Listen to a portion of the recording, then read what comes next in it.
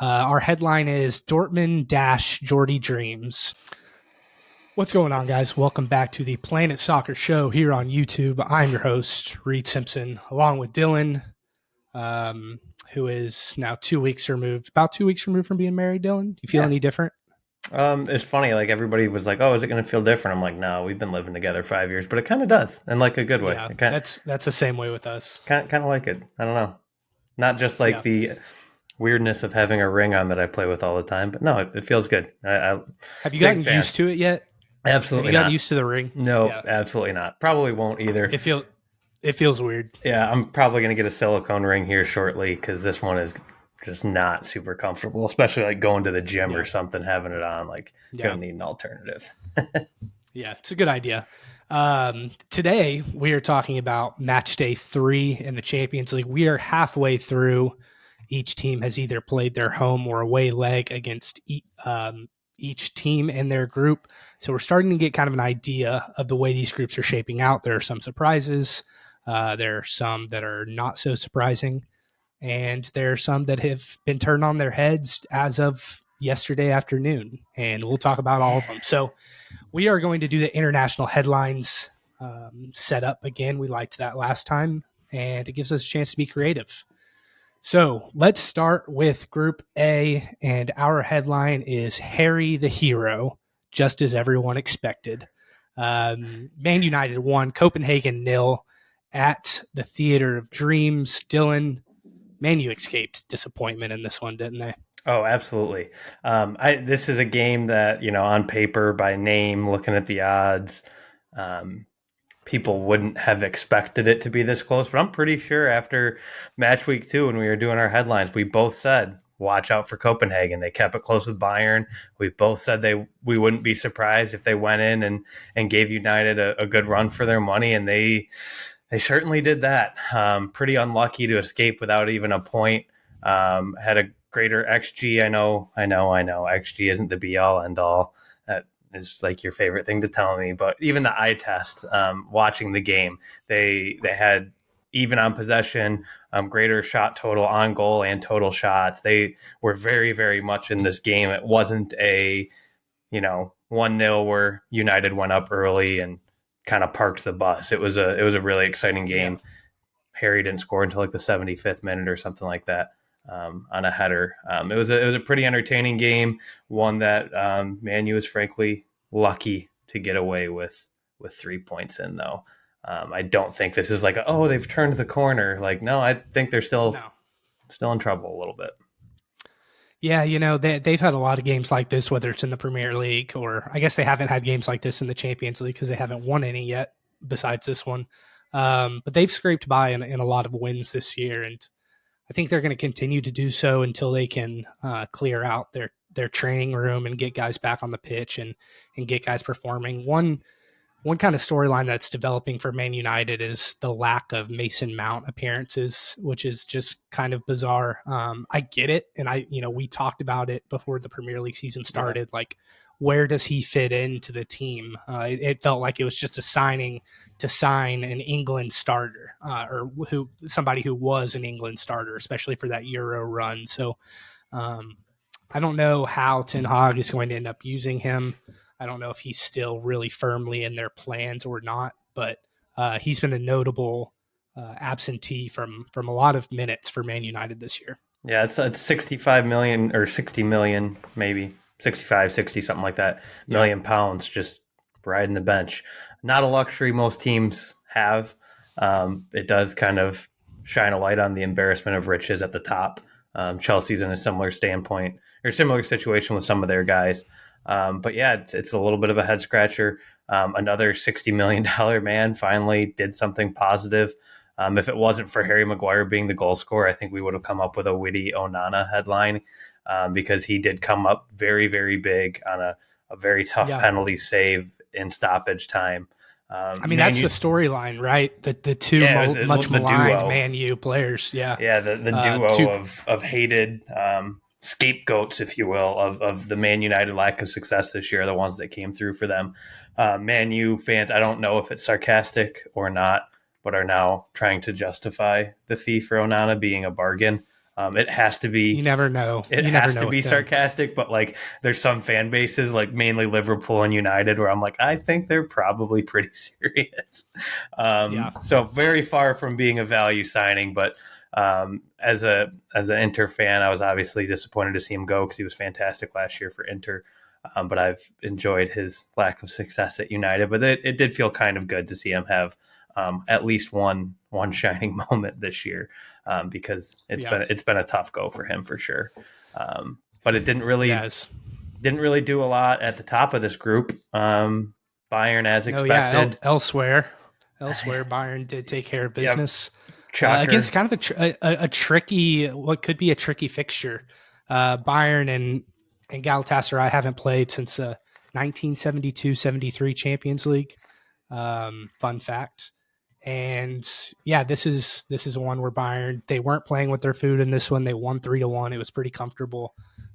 This is probably the one game that I thought Bayern could lose in this group, or at least drop points in if they were going to. Yeah, never an easy place to go on the road by any means. So, but more along the lines of what we kind of expected, like we touched on last time, and you just touched on, kind of played with their food against Copenhagen, but really went in and took care of business against Galatasaray, and most likely secured first in the group with that win. Early, but most likely. Second is shaping up to be pretty exciting in that group. Let's head on to Group B, where the Arsenal duo, Sambas and Sevilla. Obviously talking about the two Brazilians for Arsenal, Gabriel Jesus and Gabriel Martinelli. They connected with each other maybe on both of their goals. I know Jesus had the assist for Martinelli's. But yeah, I mean, this one was, it wasn't comfortable at all. You know, it's kind of what you expect when you're going to Sevilla, one of those La Liga teams. They're going to be pretty feisty. They're going to put up a fight. But Arsenal took care of business, and they really needed to. They needed to get all 3 points in this one after dropping to Lens last week. Yeah, it puts them firmly back in the driver's seat. I know they're only 1 point up on Lens, but they do get Lens and Sevilla at home. PSV hasn't looked to be a large threat. They do have to go on the road. It is a tough environment to play in, but that should be a place where they're able to at least get 1 point.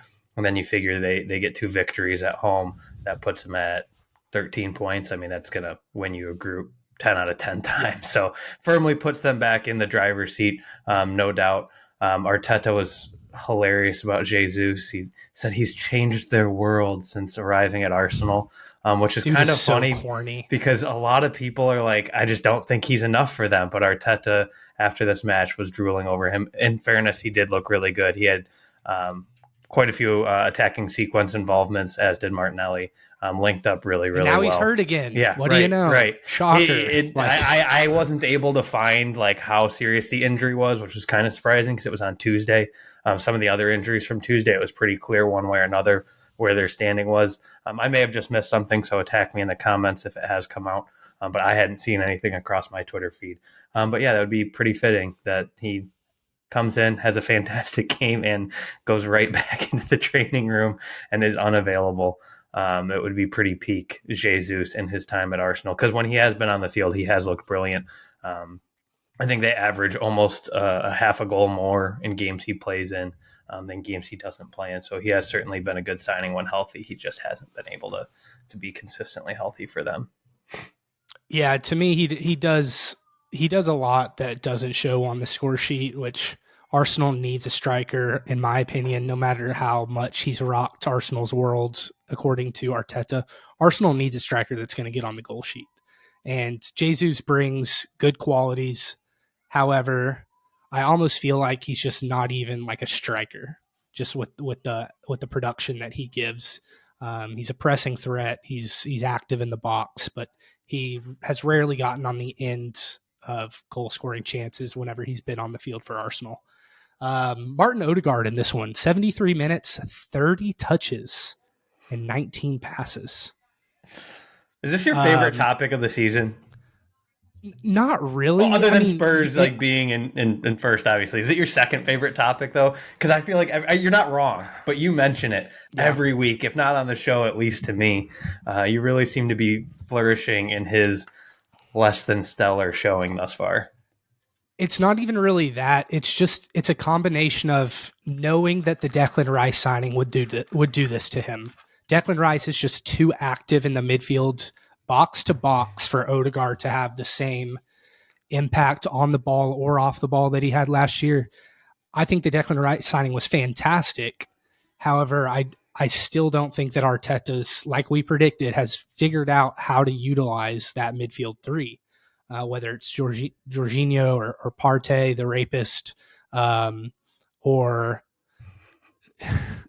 anybody else who comes in to play that role. Who's the Portuguese player that they have? His name's Fabio Vieira. Who's looked really well. They just haven't really solid this year. He has. I'm surprised he hasn't gotten more minutes.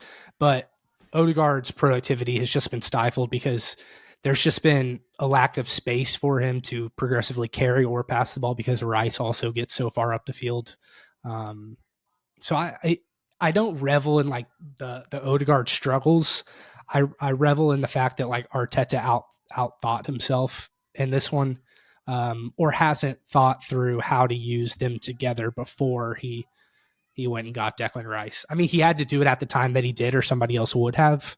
I could just see this coming from a mile away with the 2 tactical soccer books that I've read. And just what I've learned, like it's difficult, and it's going to be difficult. Declan Rice has to have more of a defined role in a certain part of the pitch for Odegaard to get back to himself. So moving on. What you're telling me is you're the next Will Still. You read a couple books, play a little Football Manager, and you're smarter than Arteta. I'm almost done with Inverting the Pyramid, which is probably going to be like my proudest accomplishment in reading ever. But elsewhere in Group B, look at Lens, man. Second place by 3 points. I mean, it's not even like they're up on goal differential. They just straight up got 5 points.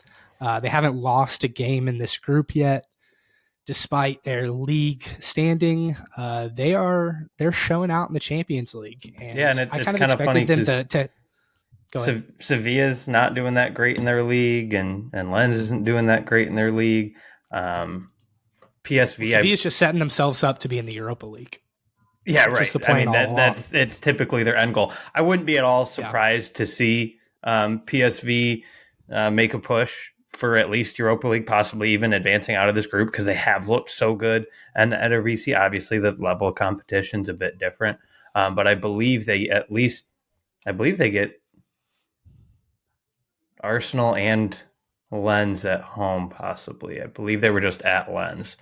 So they get two home matches in the final 3. So I wouldn't be surprised with how phenomenal they've been this year in league play to see them make a little push, but they've been a little underwhelming. Our American PSV boys have kind of let me down a little bit in Champions League. Yeah. There's a world where we have 0 Americans that make it out of group stage, and it's like a very real possibility. If Newcastle would have beat Dortmund, like it would have been almost a lock that was going to happen, which is wild with how many Americans were littered throughout Champions League. But might be hanging our hat on Gio Reyna. Who knows? Yep. Group C, our headline is "Hey Jude again." 3 goals in 3 games in the UCL.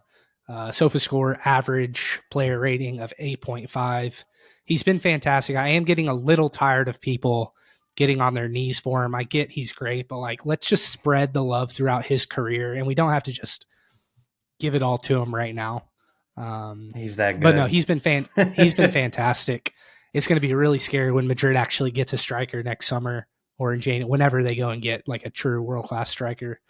Napoli also took care of business this week, although it was by the skin of their teeth. Defeating Union Berlin 1-0. And we got Braga sitting in third. Berlin still looking for their first Champions League points. Group C shaping out exactly like we thought it would. Yep. Next. Next. Group D. Red Bull Salzburg is not having the campaign that I thought they would. Look at Sociedad, though, taking control of this group in first place with 7 points. It's been really tightly contested. They're in first on goal differential, and the goal differential is only +3. So real low scoring group. Very, very low scoring group. Across 3 games, the 2 highest goal scoring teams have 4 goals. Like it is a pretty dull, not overly exciting. I'm super pumped for Sociedad. Obviously, I want Inter to win the group because if they don't, they're probably going to run into a buzzsaw in the round of 16. So obviously, I hope Inter still wins the group, but I have been pleasantly surprised and impressed and pleased with watching Sociedad. They've had a really nice start to this group. Yeah, I think we should have stuck with our original one word for this group, which was bleh, because that's what it has been. I think we ended up changing it, thinking it could be electric, but it really hasn't been. Benfica and I forgot to mention at the top, Benfica lost more over the summer than I think we really acknowledged. have ever seen, really. Yeah, they lost over the last year.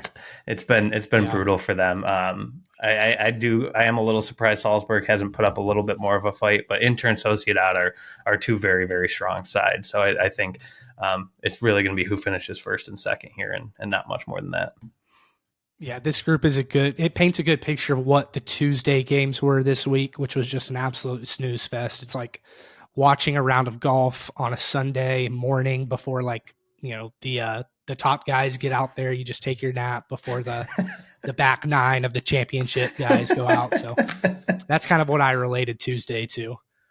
Group E, Feyenoord set sail to conquer the Romans and possibly the group. 3-1 win at Lazio puts Feyenoord atop the group as Atleti draw in a really good game versus Celtic. Actually, game. I was impressed with Celtic. Celtic has 3 guys that I want Spurs to sign in January. I wonder why.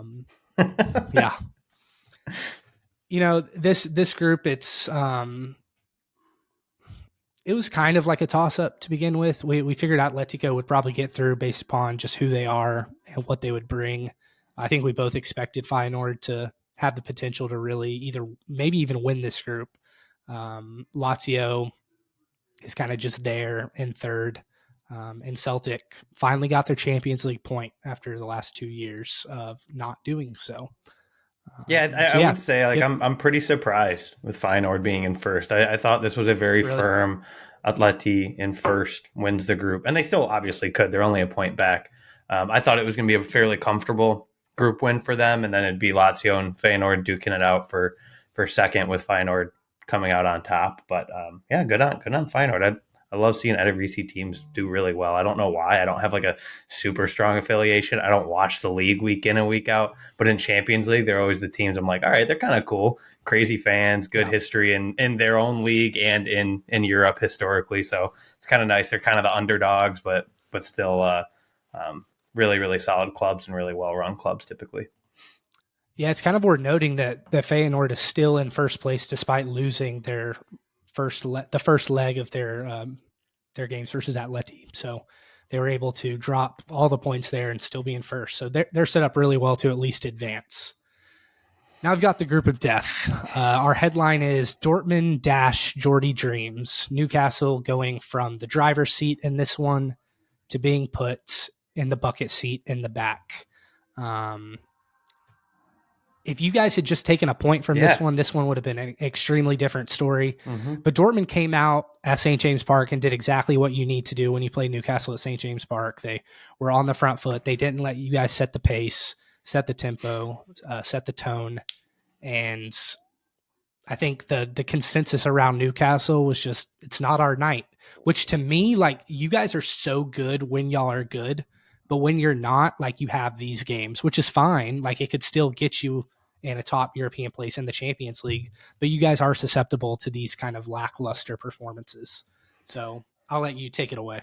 The thing that hurt most was honestly it was a wild game, by the way, wild. It was, but it also felt so for how helter-skelter the first 25-30 minutes were. Then it just hit a really nasty lull patch there for 10 minutes. The crowd was dead silent. There was no energy on the pitch. Obviously, Dortmund then got a goal, so then it really went silent. But the players did come out at halftime and kind of took the pressure to Dortmund. Dortmund did a really good job sitting behind the ball and playing very defensively, and they were really tough to break down.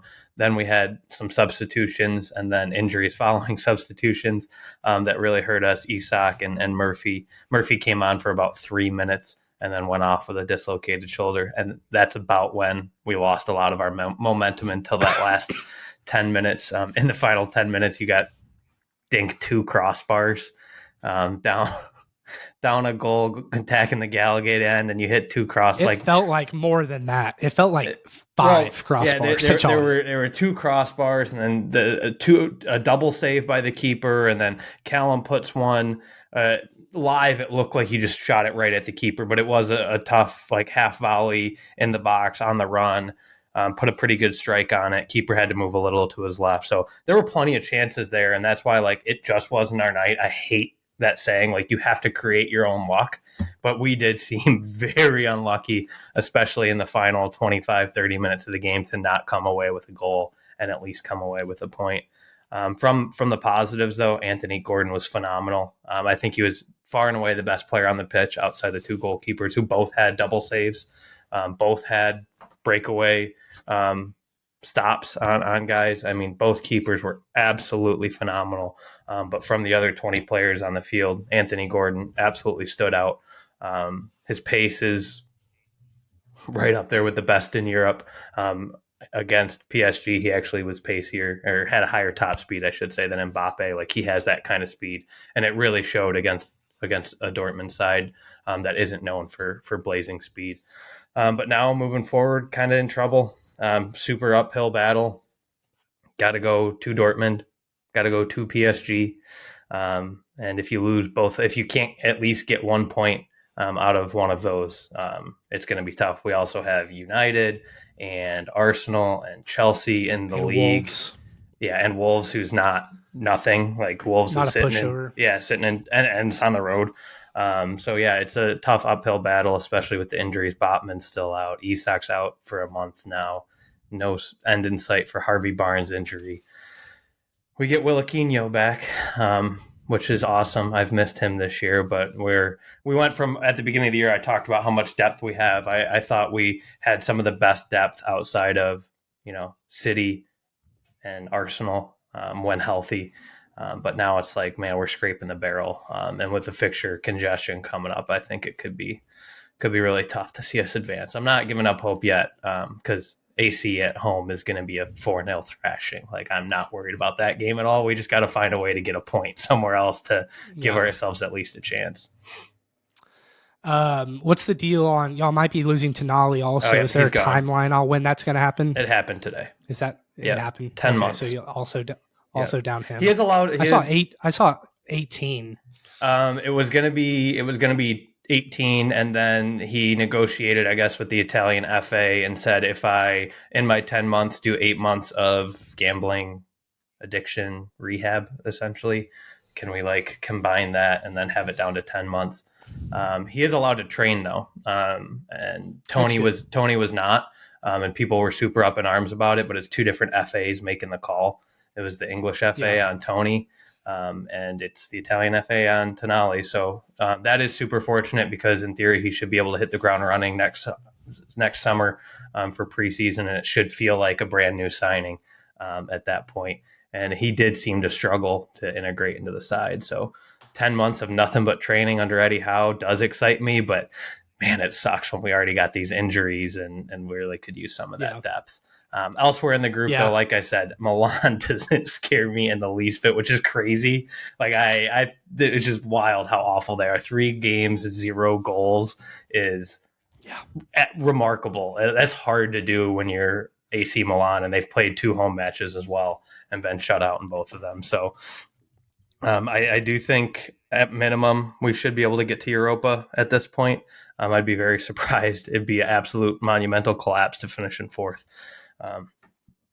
So nothing else. We still get European football, but it'll be really tough after beating PSG the way we did to not advance out of the group. But we'll see. It will be. Group G, Pep's pupils take young boys to school. What a great headline. That is phenomenal. I really appreciate that one. Good work. In this one, Holland got his first UCL goal of the season, which is kind of remarkable. And this one's shaping up exactly like we thought. City's running away with it. They've got 9 points and 3 tries. Leipzig has firmly controlled that second spot. The other 2 teams are sitting on 1 point. This group is over.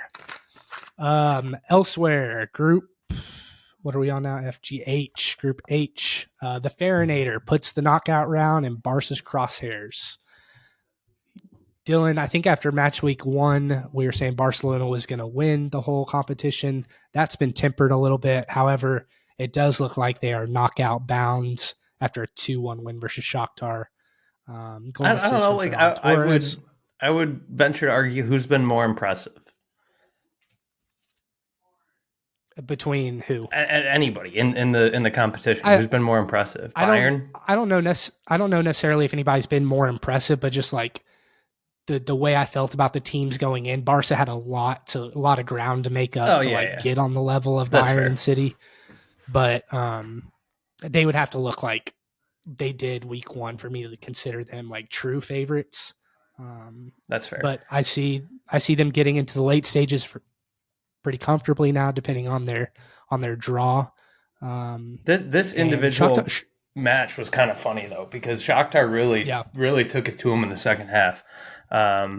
They had, I know we hate going to XG, but I watched this game almost in full, so I can vouch the XG was pretty accurate. They out XG'd Barcelona in the second half. Shakhtar had almost all of their XG in the second half. There was a little bit of concern. João Felix went out with an injury, which I think would really, really hamper them moving forward. Obviously not getting out of this group at this stage, but hamper their expectations if it was to be serious, or El Clasico this weekend. He came out on social media and said, I am A-OK, which is very, very good sign, because I think this El Clasico could be a lot of fun this weekend. So happy to see him healthy. Yeah. I'm really happy to see him thriving. I know a lot of people aren't fans of João Felix.